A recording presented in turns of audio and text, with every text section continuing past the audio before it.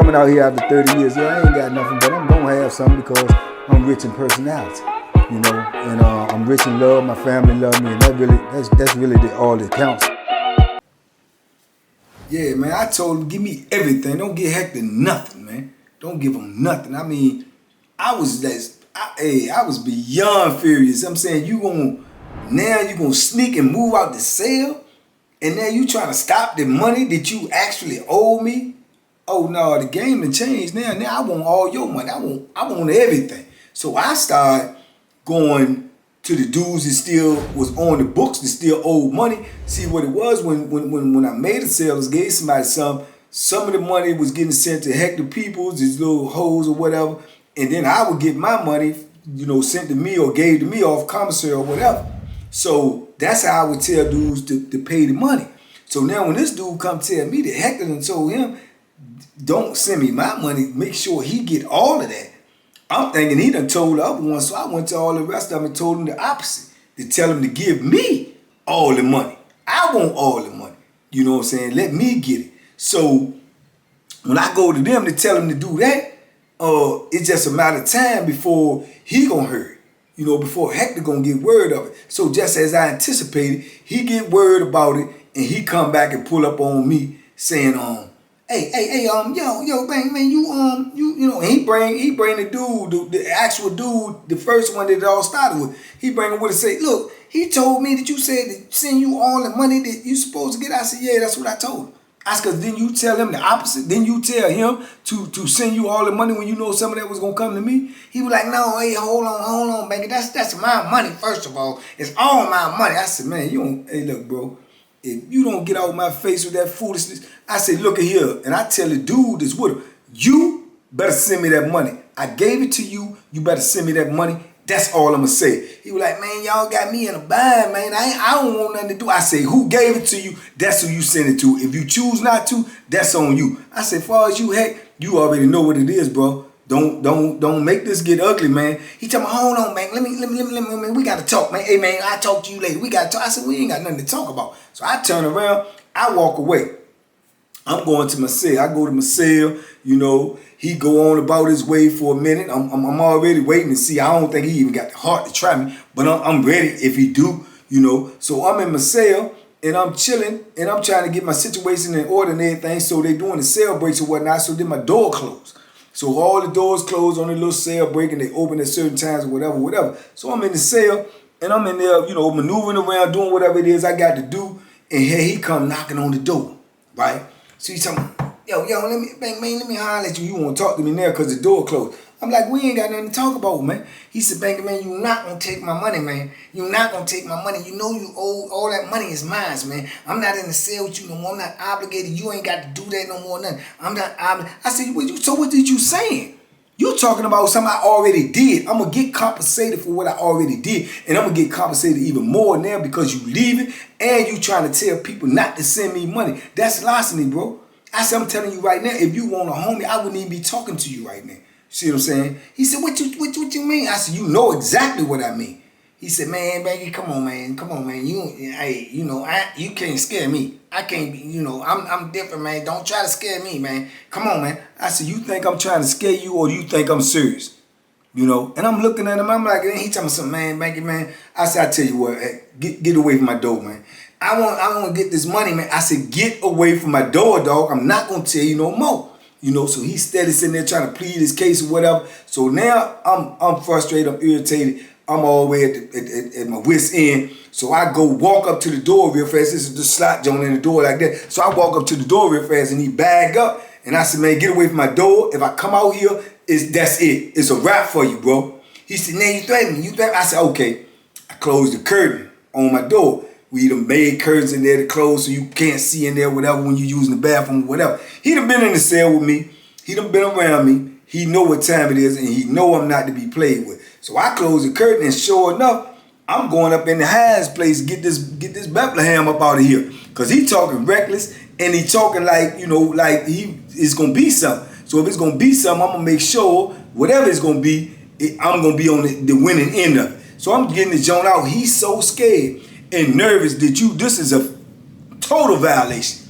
He know what I'm in there doing because he been in the cell. He stick his hand through the slot and pull the curtain open and say, I know what you're doing in there, man. I see you, man. Don't get that thing out, man. Don't get that thing out, man. I'm telling you, you can't make this up. I look up at him while I'm like a kid caught in the candy jar, like, yeah, you know what I'm doing. You know what I'm doing because you talking crazy, I'm going to show you crazy. So I pull it out, put it in my jaw. I'm coming to the door. He back up a little bit away from the door. He said, Banky, man, funniest thing I ever heard.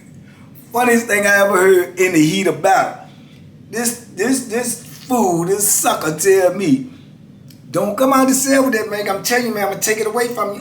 Don't come out the cell with him. I'm going to take it from you.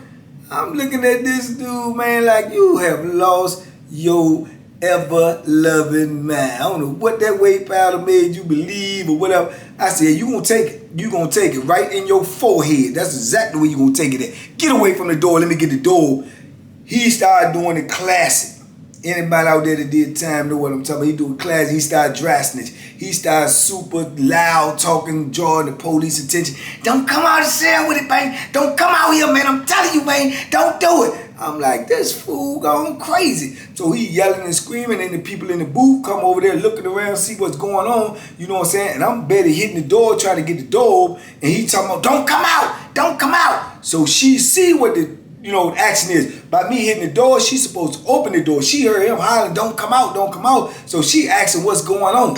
You know what I'm saying? So he steady yelling, don't come out, don't come out. So man, it's crazy. So I'm like, man, you tell it, dog. You tell it. He said, no, man, I don't want to hurt you, man. I'm telling you, I don't want to hurt you. You can't hurt me.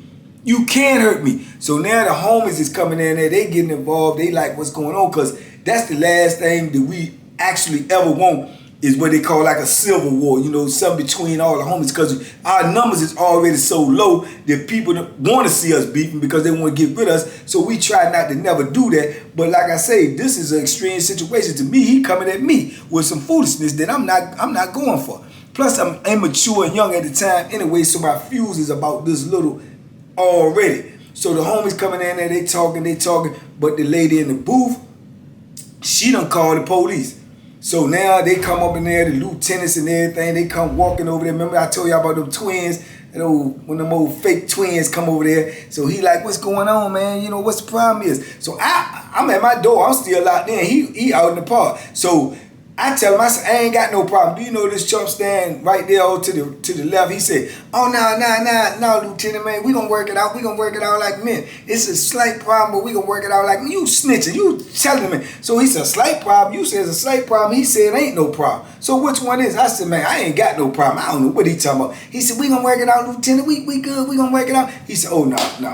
Come on. Step out in the hallway. You go out there in the hallway right now. Officer take him out in the hallway. He bust the door, tell me, come on, take me out in the hallway. Now, I'm nervous because I got that Bethlehem, and I'm saying if I get caught with that, I'm going down anyway. So I'm nervous, man. So they take us out there in the hallway. They talking to us. They questioning us, this, that, and the third. The lieutenant ended up coming right. He said, look, he's saying one thing, you saying another thing. I'm going to tell y'all this. My word going to be law. This is what's going to happen. Both of y'all going back in the block.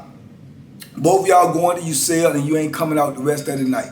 If you do come out, and when you do come out tomorrow, if I heard tell of anything, of y'all even speaking loudly to each other or look like any friction, and if you actually get in an altercation, he's going to let you know right now you going in the hole and you ain't coming out until God knows when. Period. That's what's going down. You going to be watched. The people is watching y'all. If anything happen between both of y'all, you're going to segregation. That's all I'm going to tell you. I ain't going to say no more. Go to your cell. Send us to our cell, right?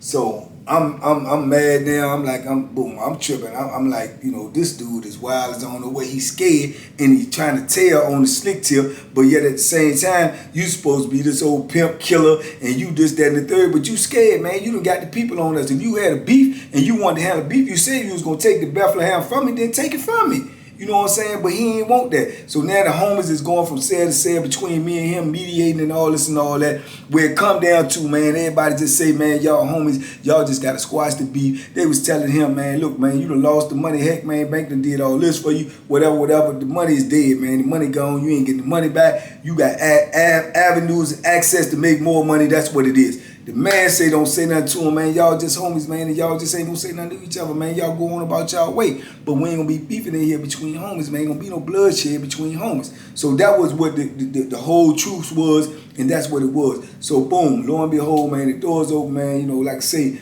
he looked my way and keep on moving, and I won't say nothing to him, although I really wanted to touch him. I really wanted to touch him because I know he was faking. I live with him. I know you faking, and you putting on fronts, man. And you pulled that little stunt with the police because you knew what was going to happen. Them doors would have came open. But anyway, that's how the situation unfold. That's how we resolve that situation. And then, like I say, man, karma, man. Karma gonna always come knocking, you know what I'm saying? Karma gonna always come knocking. Now, he in the cell with the white dude now, so he got all the same things he still got going on. But now, he done took and gave the package, the crack stuff to Black. Now, I ain't even mentioned Black. Black is another one of our homies. Black is the biggest dude on the compound. Black is also an ex-pimp. His name on the street is Satin Black. He is a pimp. He locked up for pimping too, but he got a murder charge. He killed the dude supposedly over mishandling one of his whores on the street. So that's what he locked up for, but he was known pimp. He's supposed to have been the first pimp in D.C. with a Rolls Royce and all this and all that. So he a big dude though, man. I mean big. Black was about 6'9", about 360. Big old Black, Satin Black, big old dude. And he stayed on the way out too with Hector. Being that him and Hector was, you know, pimps and from the city, they worked out a lot together. So now he done put the pack in Black hands, so because he know dudes ain't gonna try Black with that money. But Black downstairs in a whole nother block. So, you know what I'm saying, you can't see what's going on, you don't know what's going on. Me and you was right there in the cell together where everything was in-house, everything going right, you see everything, you know what's going on. So that's what he was dealing with now, he was dealing with Black. So, you know, I know it was gonna be some, you know, little mix up in between there. I just knew it, you know what I'm saying? But anyway, that's what was going on. And then things started falling apart for him because he in the cell with the white boy. Ain't nobody respect the white boy. The white boy just a nobody. You just moved in the cell with him just so you can handle him, so you can feel like you the king of the cell. So you got a store box in there. Dudes ain't halfway stop paying you now with the store box. Every time you turn around, you argue with somebody about the money that they owe you about a store box of petty money, and you losing little bits of money here and there because dudes ain't paying you. So now when they stop paying you, they trying you more and more and more, and the more they get away with, the more they're gonna try to get away with. So, you know, so that's what was going on with him. He losing money, he having little petty arguments, he trying to threaten dudes and stuff, but they ain't paying him no mind no more because now your whole card have been pulled. You see what I'm saying? Your whole card have been pulled. See what I'm saying? And I ain't in there, so I ain't even a factor. And if even dudes even ask me, man, you know what I'm saying? You still rock with Hector? I said, man, that's my homie. I ain't got nothing to do with him though. Whatever he doing is his business. You know what I'm saying? So they basically wanted to know if something going down with him, am I with him? Absolutely not.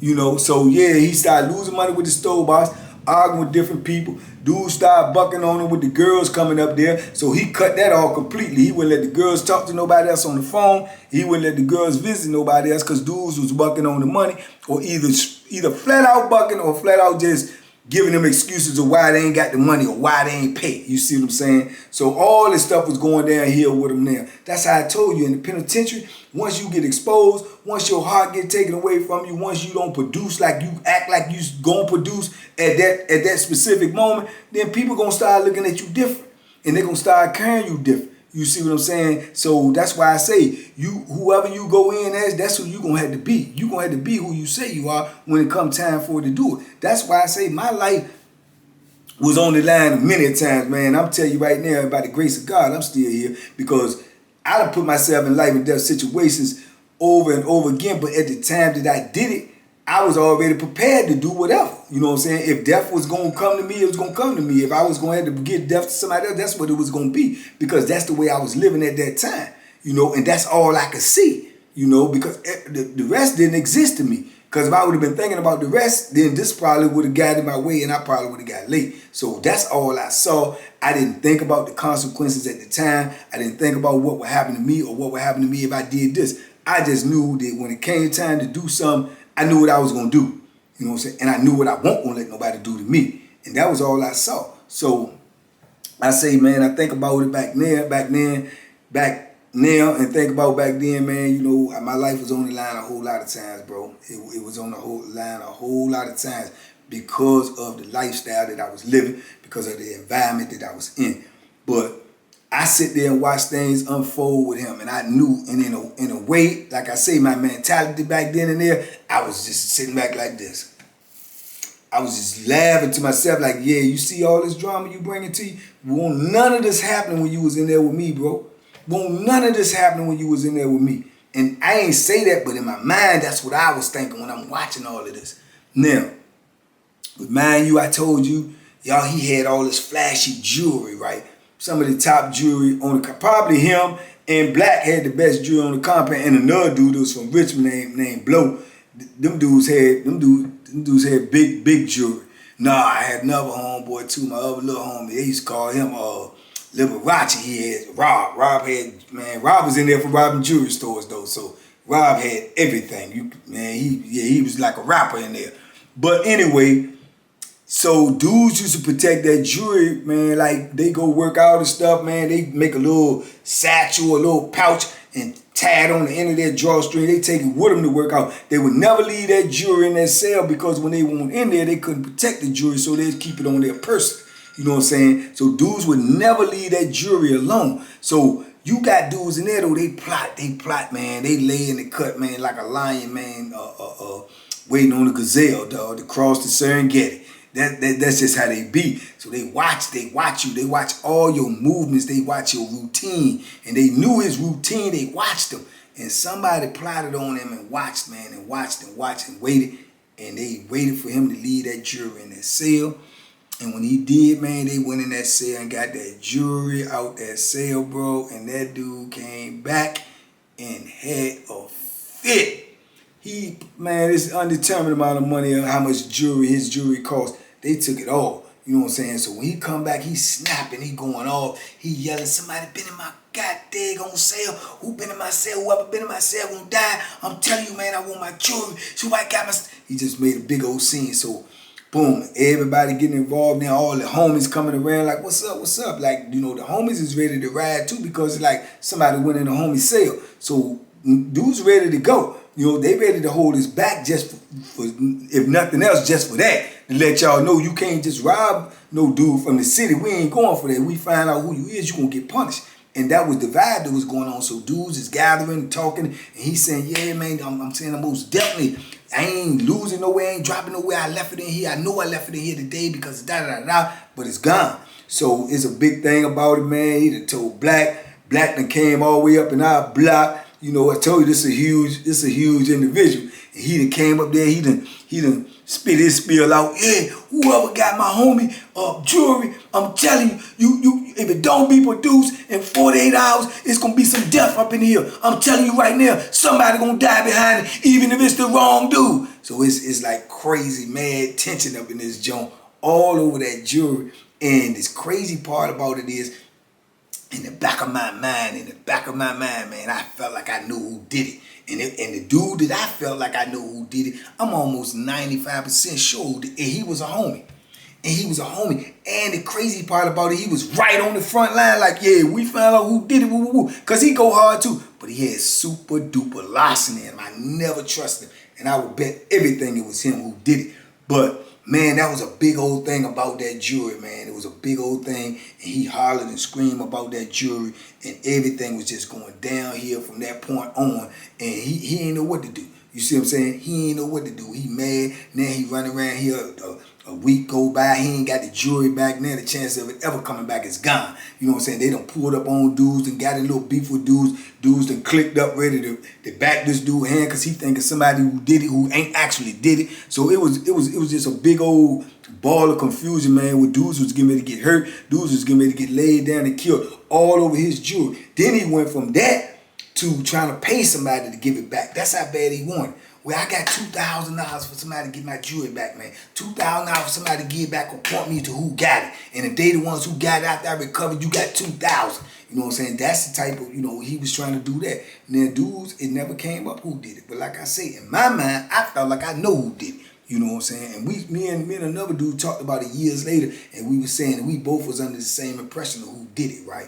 But Yeah, so he went through all of that, man. Then he just stopped doing everything after that. He shut down. He stopped getting the drugs on the compound. You know what I'm saying? He got to the point where he only had like 1 or 2 girls coming to see him. He didn't put them dudes on the phone. He won't run no store box no more, nothing, man. So his whole trajectory just went down. You know what I'm saying? And I look at it like, hey, bro, hey, hey, when you was in the cell with me, you ain't had these problems. You know what I'm saying? I looked at it from afar, but that's how I felt. You know what I'm saying? But me and him, we never talked no more. We never spoke or nothing, man. And it's crazy because then, like years later, he went home. You know what I'm saying? He went home. He actually went home and made another gospel album and stuff too. Because I turned around and run into that chunk, man, about, this was like 8, 9, 9. I ran into him again like 97.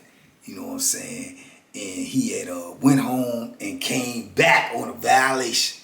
And when he came back on a violation, they put him in the block with me, and they put him like 4 cells from me. And as soon as he came out the cell, when count was clear, he seen me. I seen him off the rip. And he had to try to act like we, he tried to act like we old buddies and we super cool. And then they were like, man, what in the world? He said, what's up, homie? What's up? You know, so I'm looking at him like, ain't this a blip? You know, but I dapped him up, you know, spoke to him or whatever, because that's what you're supposed to do. You know what I'm saying? Like I say, he in a foreign land, I'm in a foreign land. That's what you're supposed to do. But I was kicking him, but he already knew. We had an understanding, you know what I'm saying? And then he just started talking like we was super old friends, telling me about what he did when he got out, how he got violated, and, you know, trying to show me his album cover, the album he made, telling me how many junks he sold, how good he was doing since he got out. You know, he tried to put all of his money and resources into singing and stuff now, but he still had a couple of hoes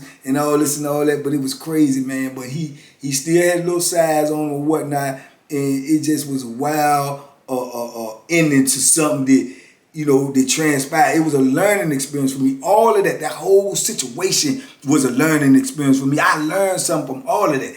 How to move in them situations, who people are versus who they say they are, you know what I'm saying, what not to get myself into, that drug business, especially that crack thing in prison, man, definitely on the table every day with that.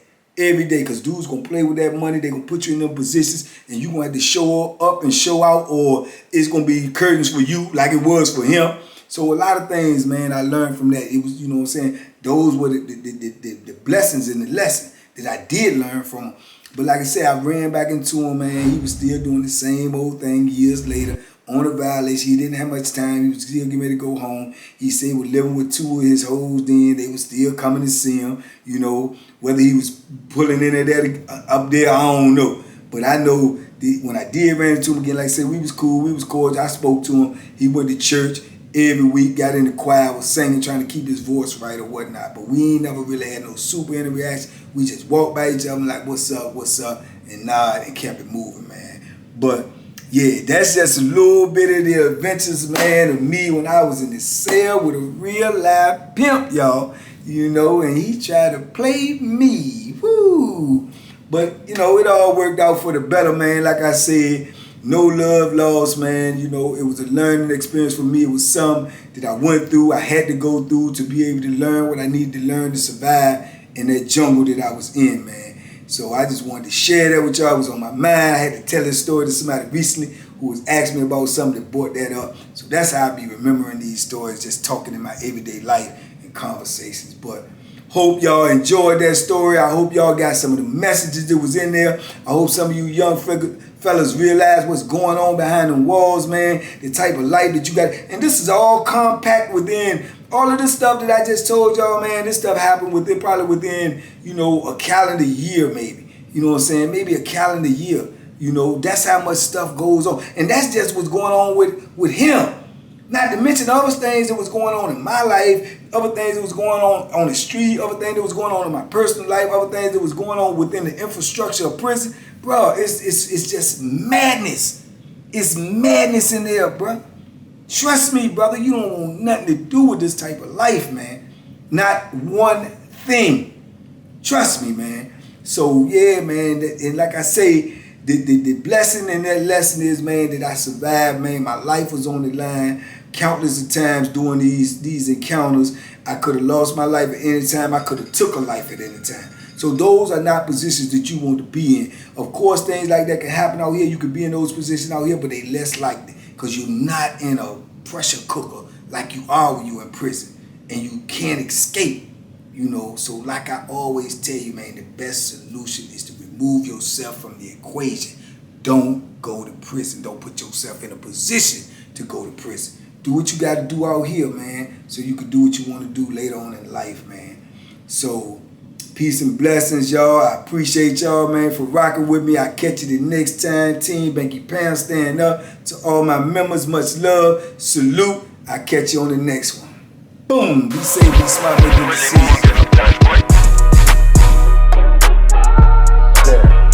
The Banky Special. Yeah. Pure deliciousness. Pure deliciousness, man. My name is Banky, man. Everybody calls me Banky. That's the name that I got from my grandmother when I was young. I'm coming out here after 30 years. Yeah, I ain't got nothing, but I'm gonna have something because I'm rich in personality, and I'm rich in love. My family love me, and that's really all that counts.